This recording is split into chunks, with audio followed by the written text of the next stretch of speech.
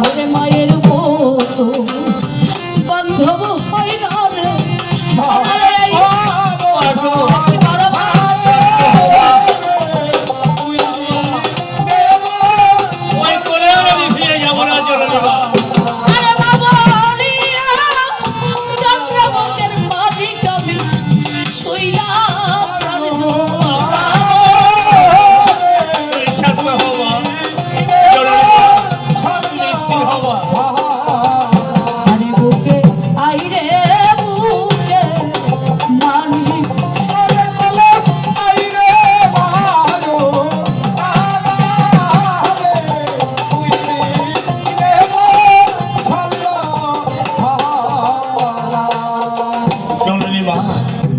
তুমি যা যা বলেছ সবই সত্য কথা, কিন্তু মাত্র মিথ্যা কথা নয়।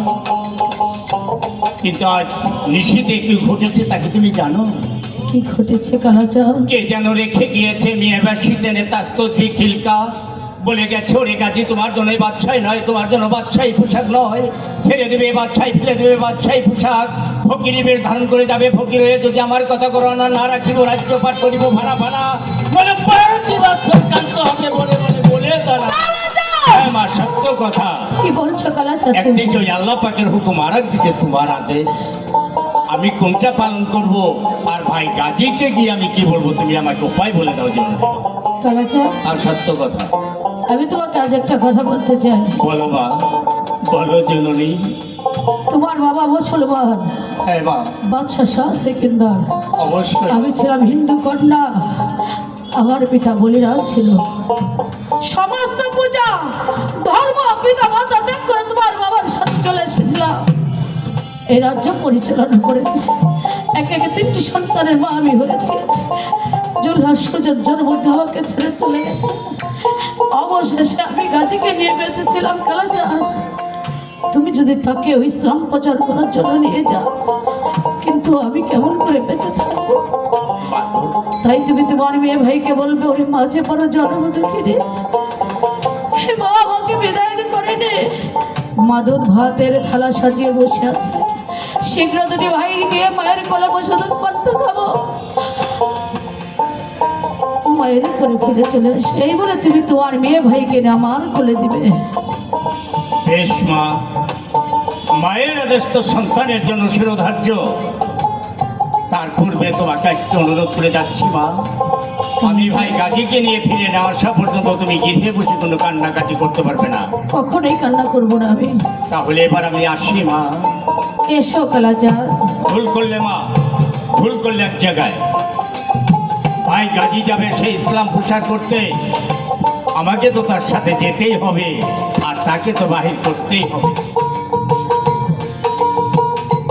কালাচাঁদকে পাঠালাম মায়ের কাছে বিদায় আনতে, এখনো ফিরে আসলো না। ভাই গাজী এসেছো ভাই?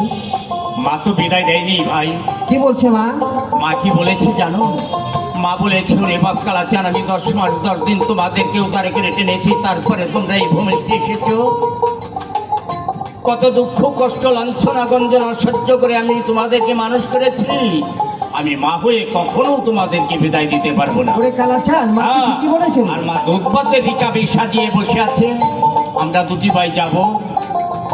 সে বলছে তোরা দুটি ভাই আমার কোলে বসে খাবি, আর মা বলে ডেকে আমার এই তাপিত প্রাণ শীতল করে দিবি। তাই তোমাকে বাড়ি ফিরে যেতে হবে ভাই। কালাচাঁদ, হ্যাঁ বলো ভাই। আমি যেন বহুদের রাস্তা অগ্রসর হয়েছে, এখন যেতে পারবো না। তুই একটা উপায় আমাকে করে দে, আমি কিভাবে ফকরি যেতে পারবো? মার একটু ভুল আছে, তোমার একটি উপায় করতে হবে। কি উপায়? তোমার ভক্ত আছে না কালো নিদ্রা, এই হ্যাঁ, কালো আছে। নিদ্রাকে ডেকে মায়ের চোখে ভর করে দিয়ে তারপরে দুটি ভাইকে উত্তম বুদ্ধি হয়েছে। পালিয়ে চলে যেত হবে। দাঁড়িয়ে থাকো, তোমার কালো নিদ্রাকে স্মরণ করছে আমি। ওরে কালো নিদ্রা, কালো নিদ্রা, বলুন মুর্শিদ, বলুন। তোমার একটি কাজ করতে হবে। কি কাজ করতে হবে মুর্শিদ? তুমি আমার এই মুহূর্তে গিয়ে মায়ের চোখে ঘুম পাড়িয়ে রাখবে। তবে যাচ্ছি যাচ্ছি। কোথায়? গুটাও নেই। গুডাউনে। ওই যে করলেন মার সহায়ের মধ্যে গম দেওয়া লাগবে। শহরের মধ্যে ঘুম না, বলছে মায়ের চোখের ভিতরে ঘুম পাড়া রাখবে, ও নিদ্রা নিদ্রা দিয়ে। তবে যাচ্ছি মুর্শিদ। তাই দেখেন বাজান, কালো নিদ্রা যখন মায়ের চোখে নিদ্রাগত দিয়েছেন, মা বেঘরে ঘুম যাচ্ছে। কালাচাঁদ কি বলছে? হ্যাঁ গাজী, দূর দূর দূর দূর দূর দূর দূর দূর দূর, হ্যাঁ দাঁড়াও ভাই গাজী, মনে হয় ভুল করে আসলে। আমার তো মনে পড়ে না রে কালাচান। ভুল করেছে তো হিতা, শোনো সেই জনম দুঃখী মায়েরই কথা। যে কালো নিদ্রাকে তুমি মায়ের চোখে পাঠিয়ে দিয়েছো, এই জীবনে সরবে না, মায়ের ঘুম আর ভাঙবে না। তাই দুঃখে পড়ে যাই যদি অভিশাপ ধর্মকর্ম সকল বৃথা, এই জিন্দগি তোমার ফকিরি আর চাইলে হবে না ভাই। কালাচান, আর সত্য কথা, এ বুদ্ধি তো তুমি আমাকে দিয়েছিলে। আমরা বহুদিন পথ অগ্রসর হয়ে এসেছি, তাই না? মা চেতন হয়ে হয়তো আমাদেরকে ধরতে পারবে না। তুমি কালো নিদ্রাকে এই মুহূর্তে মায়ের চোখ থেকে তাড়িয়ে দেবো। ঠিক আছে, দাঁড়িয়ে থাকে তুমি। আর কারণে দেখে স্মরণ করছি আমি। ওরা কারণেটা বলুন মুর্শিদ। তুমি মার চক্ষু দিয়ে ছেড়ে দিয়ে আমাদের সঙ্গে চলে এসো। তবেই চলুন মুর্শিদ, আমি ছেড়ে তাই দিচ্ছি। কারণেটা যখন মায়ের চক্ষু থেকে সরে দাঁড়াইছেন, আরে মা ঘুমেছিলেন, চেতনে কি বলছেন?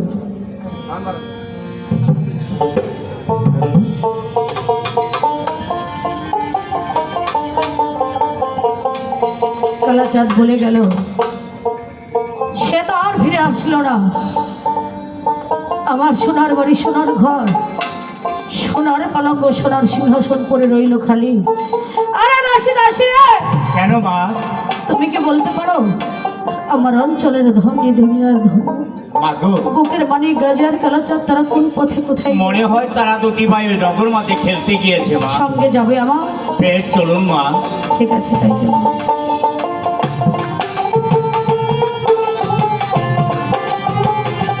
আরে ও দাসী, মা গো, এই তো আমি নগর মাঝে এসেছি, তুমি একটু অপেক্ষা করো, আমি জিজ্ঞাসা করে দেখি। বেশ মা, আরে ও নগরবাসী, বলুন বলুন শুনি। তোমরা কি দেখেছ আমার গাজী আর কালাচাঁদ ওরা দুটি ভাই আমাকে ছেড়ে হ্যাঁ, চলে এসেছে? তারা কোথায় গিয়েছে? এই কিছুক্ষণ আগে দেখেছি মা, দুটি ভাই দেখলাম ফজরের নামাজ আদায় করে আত্রা ধোলা কান্দে করে চলে গেল মহান খোদার নামে ফকির হয়ে না, ফকির হয়ে।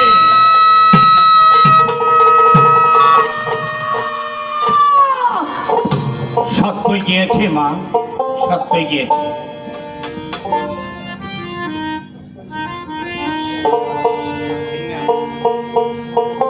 পুত্র সোগে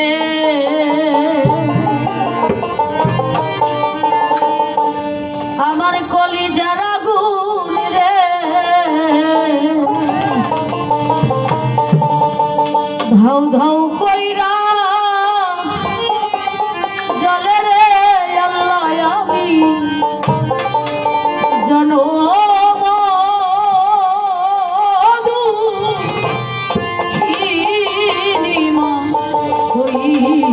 হইলাম। হারায় কাজী কালাচাঁদ তো বলেই গিয়েছে মা, যদি ভাগ্যের লেখা থাকে আবার 12 বছর পর একদিন দেখা হবে, তারপর তোমার একটি কাজ করতে হবে। গৃহে গিয়ে রোজা করবে, নামাজ পড়বে, আখের করবে কাম, আর দমে দমে আদায় করবে সেই বারেকাল্লাহ অকাল্লাহ না। ঠিক আছে, আমি তাই করবো। বেশ মা, তাই চলে এসো।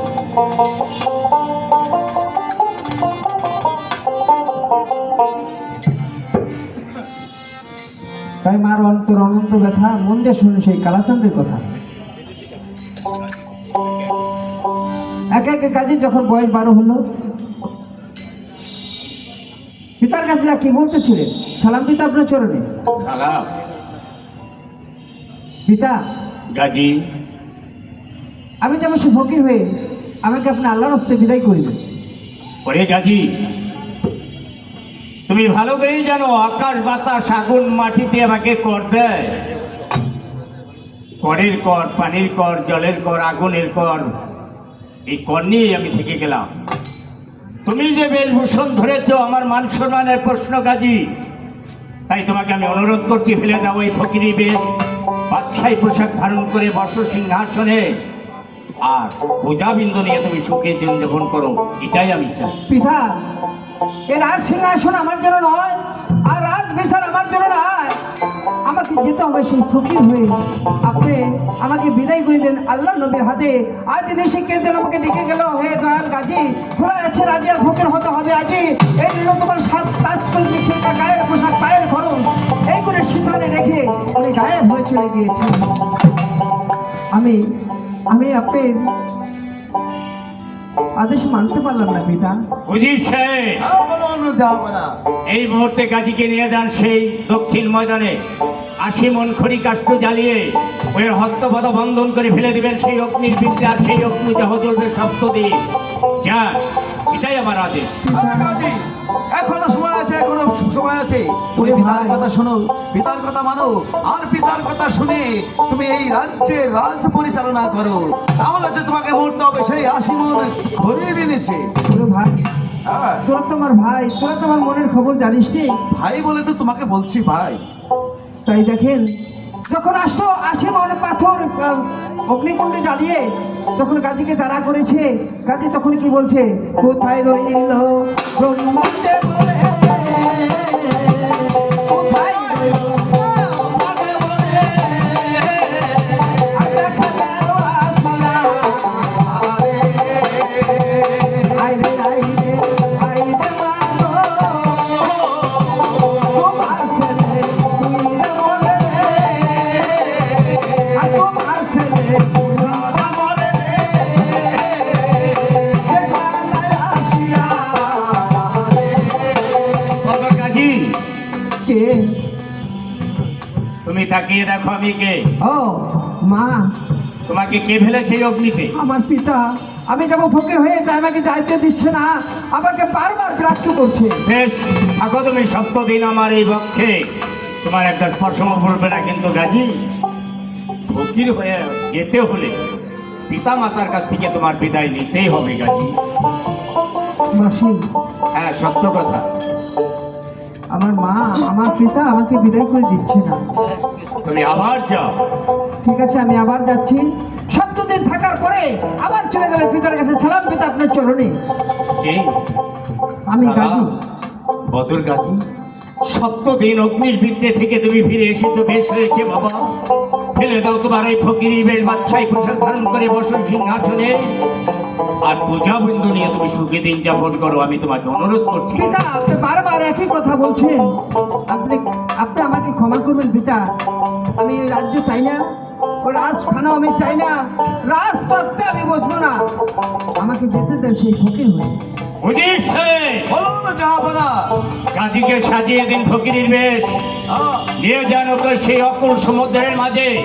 গাজীর হস্তপদা বন্ধন করে 80 মণ শিলে পাথরের বক্ষে বেঁধে দিয়ে ডুবে দেবেন সেই অকুল দূরের মাঝখানে। এটাই আমার শেষ আদেশ। গাজী, তুমি পিতার কথা শোনো, পিতার কথা মানো, তাহলে যে তোমাকে ডুবে মরতে হবে সেই অকুল সাগরে। ওরে ভাই, হ্যাঁ, তোরা তো আমার ভাই রে, তোরা তো আমার মনের কবতা জানিস। সত্য জানি। তোরা আমাকে নিয়ে চল, আমার পিতা যা আদেশ করেছে আমি তোরা অক্ষর অক্ষরে পালন কর ভাই। হ্যাঁ, তবেই চলো ভাই। তাই সেই নদীর নিয়ে যান। নদীর পাড়ে নিয়ে যখন গাজীকে তাড়া করেছে, গাজী বলছে, রে ভাই বল। তোরা একটু টাইম আমাকে দে, আমি আমার মুর্শিদের কাছে একটু আলোচনা করি। আচ্ছা ভাই, তবে তুমি মুর্শিদকে স্মরণ করো ভাই। ওরে ভব নদী তুফান, আজ দেখাবে দয়া কান্দি,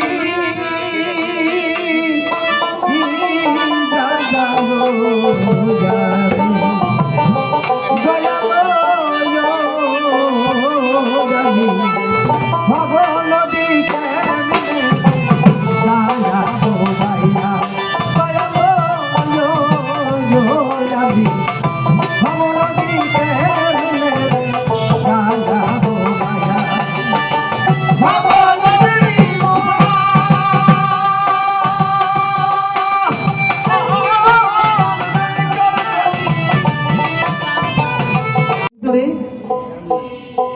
আমার গঙ্গা দেবী টান দিয়ে তাকে বুকে মেলে বলছে, গাজী আরে গাজী, ওরে মা, মা, এই অকুল সমুদ্রে তোমাকে 80 মণ শিলে পাথর বক্ষে বেঁধে কে ফেলেছে? আমার পিতা। আমি যাবো ফকির হয়ে, আমি যে যাচ্ছে দিচ্ছে না, তাই আমাকে বারবার সে বিরক্ত করছে। বেশ, গাজী রে, বলুন মাসি। ফকির হো অনেক দুঃখ কষ্ট লাঞ্ছনা গঞ্জনা সহ্য করে তারপরে ফকির হতে হয়। আমি যা আপনি বলবেন আমি তাই মেনে নেব। ফকির হয়ে যেতে হলে তোমার পিতার কাছ থেকে যেভাবে হোক বিদায় তোমাকে আনতেই হবে। ঠিক আছে। আর একটি কথা, এই যে তোমাকে আমি পথ দেখিয়ে দিই, এই রাস্তা দিয়ে হেঁটে যাবে, সামনে দেখবে ওয়াসলিপির মানে পানির ভিতরে বসে আছে, তার কাছ থেকে তুমি বায়াত হয়ে এবং মুরিদ হয়ে তারপরে তুমি ফকির হয়ে চলে যাও, তাহলে তোমার ফকিরি কায়েমি হবে। যাও। আমার দয়াল গাজী রাস্তা দিয়ে যাচ্ছে, দেখে যে একটা লোক বৃদ্ধ রাস্তার উপরে বসে আল্লাহর নামে জিকির করছে। তাই আমার মাসি বলেছে যে পথের মাঝে যারাই পাবে তার কাছে তুমি মুড়ি ধুয়ে নেবে, এই মনে হয় আমার দয়া।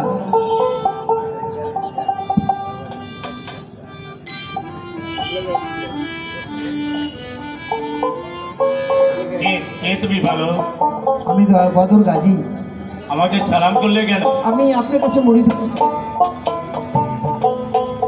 আমার কাছে মরিদ হলে তো তোমাকে অনেক দুঃখ কষ্ট লাঞ্ছনা করবো। আমার পিতা যা দুঃখ দিয়েছে তার চেয়ে কি দুঃখ আপনি দিতে পারবেন? তাহলে শুনে নাও, না খেয়ে দিন কাটাতে হবে, দাঁড়ে দাঁড়িয়ে ভিক্ষা করতে হবে, বৃক্ষতলা তোমাকে বাস করতে হবে, তলবিনে চুল জটা করতে হবে, আর পরের মাকে মা বোন ডেকে এ তাপিক পান শীতল করতে হবে, দাঁড়ে দাঁড়িয়ে ইসলাম প্রসার করতে হবে। পারবে? আপনি আমাকে যা হুকুম করবেন আমি তাই আপনাকে, আপনার কথা আমি গ্রহণ করব। বেশ, আমি তোমাকে বায়াত করে নিলাম, স্বয়ং আল্লাহ রাসূল তোমার সহায় হোক। বেশ মুর্শিদ, যাও গাজী। তবে আমি আসি। হ্যাঁ, তোমার পিতার কাছ থেকে বিদায় নিয়ে নিই। আচ্ছা, যাও। ধীরে ধীরে বদর গাজী করিলেন গোপন, পিতার কাছে যা দিচ্ছে দর্শনে। সালাম পিতা আপনার চরণে। সালাম। বদর গাজী, পিতা,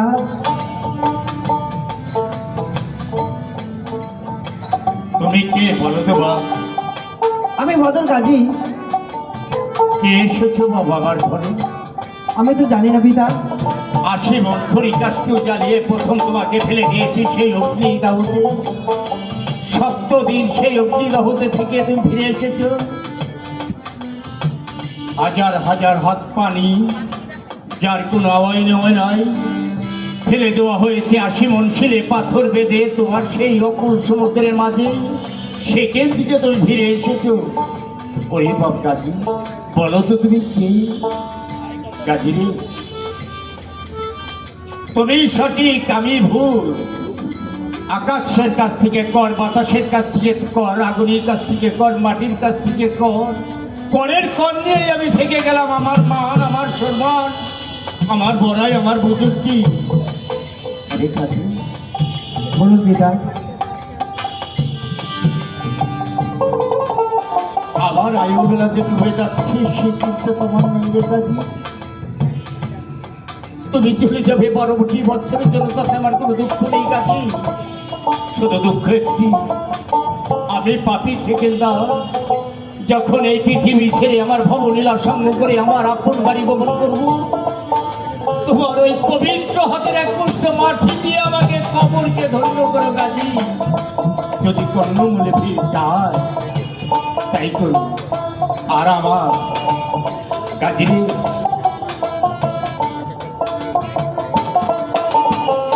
আমার মৃত্যুর পর আমাকে সমাধান করবে না। আমার দুটি হাত দুই দিকে থাকবে, নগরে নগরে শহরে বন্দরে আমাকে নিয়ে ঘুরবে। যখন আমার দেহের বিচার হয়ে যাবে তখন আমার দুটি হাত চেপে আসবে গাজী, তখন তুমি আমাকে সমাধান করো। এটাই তোমার কাছে অনুরোধ করব।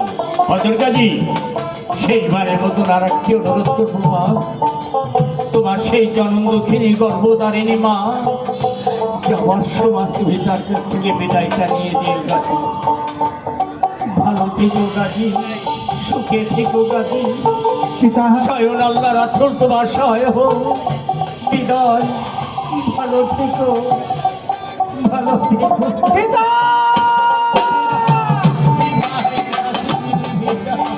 বিদায় নিয়ে চলে গেলেন মায়ের মন্দিরে।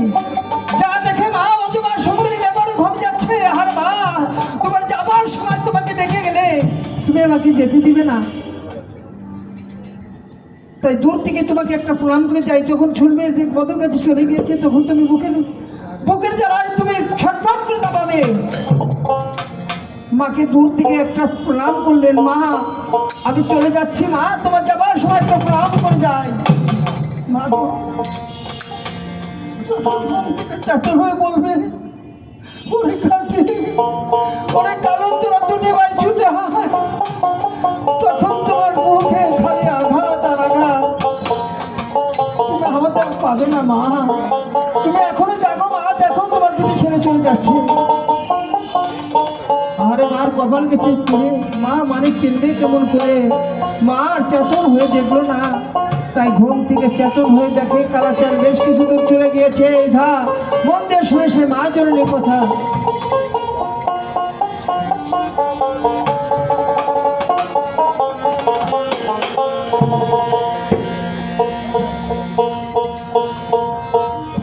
আমি কালাচাঁদকে বলেছিলাম গাজীকে নিয়ে তুমি আমার কাছে আসবে, কিন্তু না, যে যাবার সে চলে গেছে, আর আমার বুকে ফিরে আসবে না।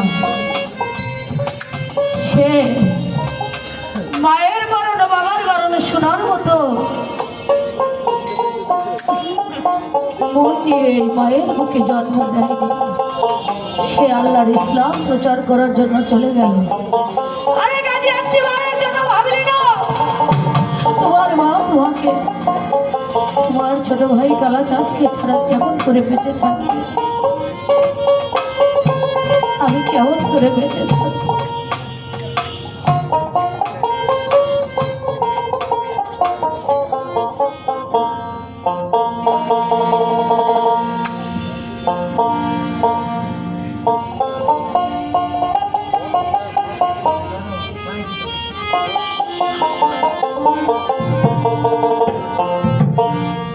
গাজী, তাই তোমরা বিনা আমাকে আর দেখার কেউ রইল না। ওরে আমার তুমি পৃথিবী থাকবে যতদিন, তুমি জিন্দাই থাকবে গাজী, তুমি জিন্দাই থাকবে গাজী, তুমি জিন্দা পীরলি হবে। এই পৃথিবীর সমস্ত মানুষ তোমাকে জিন্দা পীর গাজী বলেই জানবে। আমি বিদায় বেলা যখন তোমাকে আর পাইলাম, মা হয়তো অভিশাপ সন্তানের জন্য হয় না, তা আশীর্বাদ করে গেলাম। এই চন্দ্র সূর্য যতদিন থাকবে পৃথিবীর সমস্ত মানুষ তোমাকে জিন্দা পীর বলে ডাকবে। জিন্দা পীরি গাজী, জিন্দা পীরি গাজী, জিন্দা পীরি গাজী।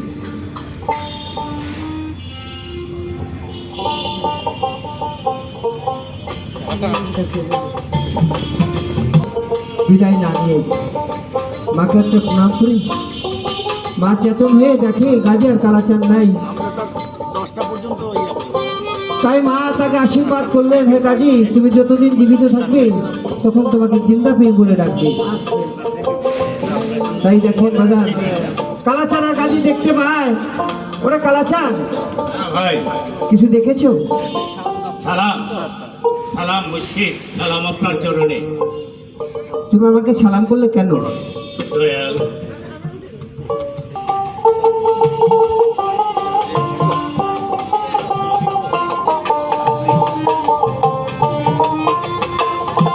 ঠিক আছে, হাজার হাজার বাঘ ছিল, মাথার উপর পরি ছিল, একটা পরীর মাথার উপর হাত দিল, হাজার হাজার পরি মরিচ হয়ে গেল। ভাইরা, আমাদের যদি কখনো কোনো সময় আপনার দরকার হয় তাহলে দয়াল আমাদেরকে একটু একটু স্মরণ করবে। ঠিক আছে, তোমরা আমাকে স্মরণ রেখো। সালাম, সালাম দয়াল। আবার কিছু তো যায়, যাবার পরে দেখে বাঘবন বসে আছে। সালাম, হাজার হাজার বনবাঘের উপর ছিলেন ওই বনে, একটা বাঘের উপর হাত দিলেন, হাজার হাজার বনবাঘের মাথা নিচে হয়ে গেলেন। বাঘ বললেন, যদি আমি কোনো বিপদে পড়ি তোমাদের যখন স্মরণ করব তোমরাকে আমাকে একটু উদ্ধার করো। সালাম মুর্শিদ, অবশ্যই। মেয়ে ভাই, কালাচাঁদ, এ খালি বাঘ আর পরিমরিদ করবে না আমাকে কিছু খেতে দিবে? কালাচাঁদ রে, ক তাহলে শুনে নাও ভাই, খাওয়ার অভাব নেই, ক আমাকে নিতে হলে সাথে সাথে পরে দিনের ভিতর 90 অক্ত খাবার দিবে দুধি আরো পাত বাবা গরম গরম সাথে পথে পথে মুড়ি ছিলে বাড়ি পৌঁছার সাথে সাথে আরে খিচুড়ি টুকরি চাপড়ি টুকরি লুটি মুটি ওগুলো আমি খাই না আমার একটু গ্যাস্ট্রিকের ওগুলো খাই গ্যাস্ট্রিক ওর গ্যাস্ট্রিকের দোষ